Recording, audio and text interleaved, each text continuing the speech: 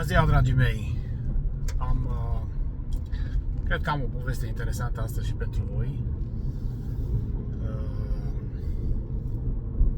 Am luat un cuplu tânăr, undeva în jur de ora 10:30-11, de pe strada Jupiter, din Baci. Îi duc, comanda era scurtă, să-i duc până la Lidl. Deci de pe Jupiter până la Lidl, să faceți așa o idee, un mers pe jos, poate 10 minute. Mers pe jos, hai să zic 15 cu indulgență. În fine. Și am sunat clientul, pasagerul, că pe Jupiter acolo e destul de întortocheată străduța aia în Baci și să înțeleg cumva de unde să-l iau. Nu, stați că vin eu, zice, ies eu acolo în strada principală.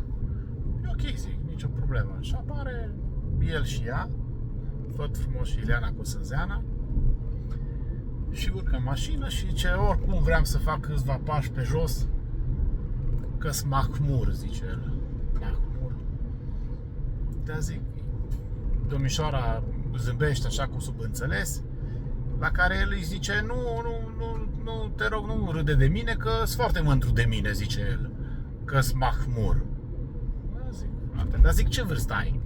Eu către el. 20, zic. 20, zic, și ești mândru că ești mahmur? Da, zice, de 3 ani de zile n-am mai băut tărie. Bă, frate, mă, de 3 ani de zile, adică să înțeleg că tu la 17 ani te-ai lăsat de tărie? Până atunci ce ai băut, mă? Nu mi-a venit să cred.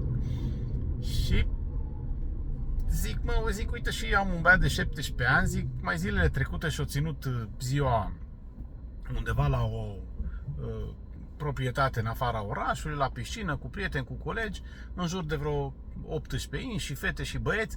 Zic, nu au avut gram de alcool, mă. Zic, m-am dus eu să încerc să-l ajut ăsta, au zis că nu, că se descurcă singur, dar peste zi m-am dus până acolo la un moment dat, că i-am dus un coleg cu mașina și nu au avut un gram de alcool, nu i-au venit să creadă. Nu o să poate, zice el. Mă, zic, dacă îți spun, uite, nu au băut, băi, copiii nu au băut, erau de 17 și de 18 ani și nu au băut copiii un gram de alcool.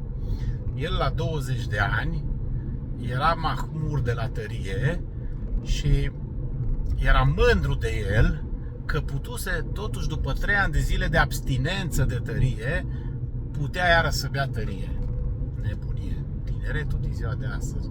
Și pe tinerii ăștia noi ne bazăm că vom avea pensii și că vom merge mai departe. Și viitorul sună bine, probabil pentru unii, sau cine știe.